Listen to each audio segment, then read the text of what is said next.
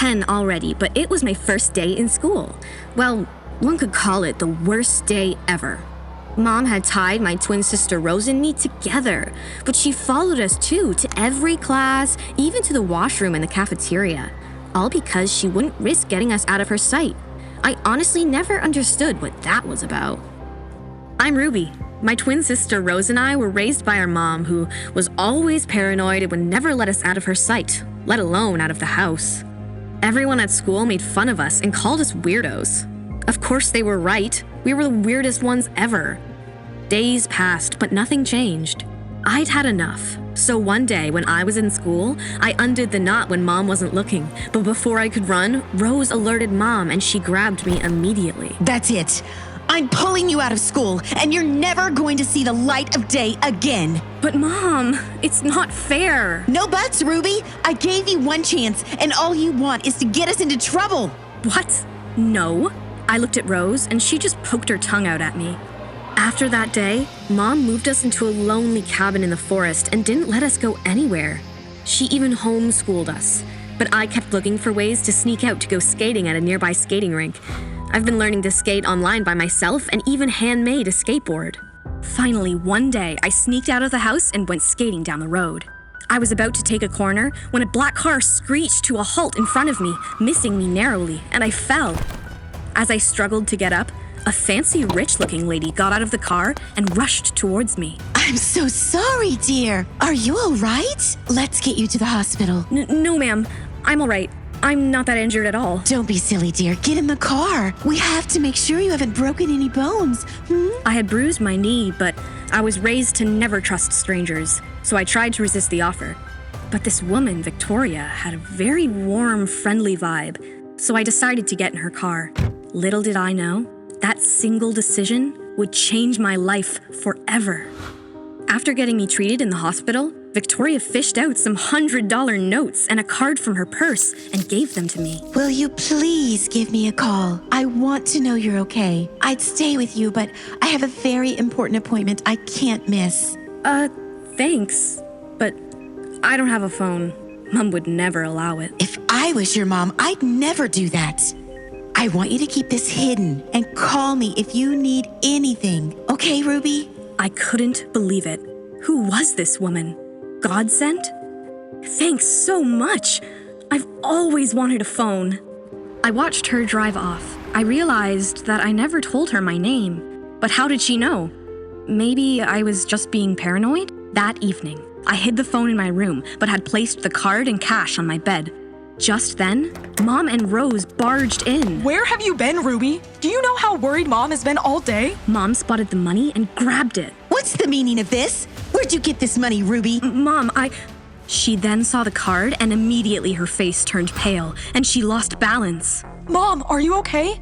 See what you've done, Ruby. If anything happens to her, I'll never forgive you. Where did you get that? She then ripped the card into pieces and threw it in the trash. Then she took a hammer and smashed my skateboard. Mom, please stop! Rosie, please tell her not to destroy my skateboard. This stupid skateboard is the reason our lives are gonna be over! Mom took what remained of the skateboard and burned it.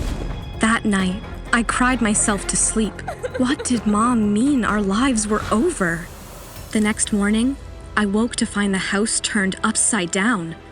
Mom and Rose were nowhere to be seen, and their things were gone too. Did they just leave me alone? After waiting for hours, I remembered Victoria's card. I collected the pieces from the trash can and put them together and called her, and she arrived at the cabin in just a few minutes. As soon as she walked in, I ran and hugged her. Mom took my sister and left me behind. Oh, honey, everything's going to be fine. You'll see. Go pack a bag. You're going to live with me until we find them. I was shocked at her kindness, but I couldn't be happier. We arrived at Victoria's big mansion, and I was so hoping I made the right decision this time. Things were so good in my life for once. I was tasting what freedom and richness really felt like. A week passed. One morning, when I was still asleep, I heard one of Victoria's many maids draw my curtain open. What time is it? Madam waits for you in the backyard. I walked out of the mansion expecting to see the usual fancy backyard, but I was heavily surprised to walk into the largest skating park I'd ever seen. You're finally awake. Ma'am, you've made a skating park in your backyard? Yeah, I had it built for you. Don't you just love it? Now you can skate all you want. Yay! Thanks so much, Miss Victoria. I wish you'd call me Mom. Just kidding. The next couple of days were filled with nothing but laughter and joy as Victoria and I shopped till we dropped. And whenever we weren't out shopping, I tried all the skateboards she'd bought me on the skating rink she had built for me. I kept thinking to myself just how lucky I was, even in my dreams. It all looked so unreal to me.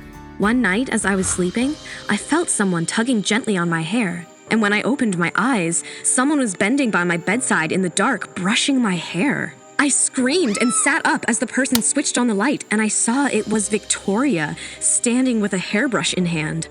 Miss Victoria? What are you doing here in the middle of the night? Finally, you're awake. I was about to get leg cramps. Oh, how long have you been brushing my hair? 2 hours or 3, it doesn't matter. I just want you to look perfect, like I've always wanted. But Enough. Now sit still. She sounded really angry for a second, and then she was back to her charming self. For the next couple of days, Victoria kept paying more attention to me, watched me like a hawk. Ruby, let me feed you that apple. Come, honey, I'll help you remove your shoes. You must be tired. Let me give you a head massage. No, thanks, but I'm okay, I guess. She was starting to scare me a bit, and things got more strange when I found a secret room. One with the red door that was always locked. Victoria went in there often, but she never let anyone else in. Now I was suspecting something might be in there. My curiosity got the better of me one night, so I waited for her to sleep and I went to investigate. I sneaked into her room and took a bunch of keys from her bedside table. I unlocked the red door, and when I walked inside, my jaw dropped. The walls were lined with baby photos of Rose and me. There were also photos of me at the skating rink. And most terrifying of all, there was a photo of Mom with her face painted red and horns drawn over her head. Shocked like hell, I walked around the room and accidentally stepped on a squeaky toy. I picked up the toy and my heart dropped when I recognized it. It was the exact same toy when I was 8 years old. A pink stuffed bunny that squeaked. I don't even remember when I lost it, but this can't be. It can't be the same one. But it was. I flipped it over and my initials, which Mom had sewed on it, were right there. No, this can't be happening. I have to get out of here immediately. You're not going anywhere, Ruby. I was so distracted by everything in the room that I didn't even notice Victoria walking in. I'm disappointed in you, Ruby. You let me down, just as your mom and sister did. By now, the gravity of the whole situation was starting to sink in. Victoria wasn't just a nice woman. She didn't invite me into her house out of the goodness of her heart. She had some motive. She knows my past and all about me. Now Mom and Rose? What had she done to them? Who are you really? You made my mom and sister disappear, didn't you? Where are they? They're tucked away somewhere safe. Listen, doll, why don't we forget this ever happened and just go for a drive, Victoria reached out her hand to me. She was not just crazy, she was delusional. But seeing that I was cornered, literally, I decided to play her game. Sure. Let's go for a drive. Lead the way. As soon as Victoria turned, I grabbed one of the boxes on the floor and hit her with it in the head.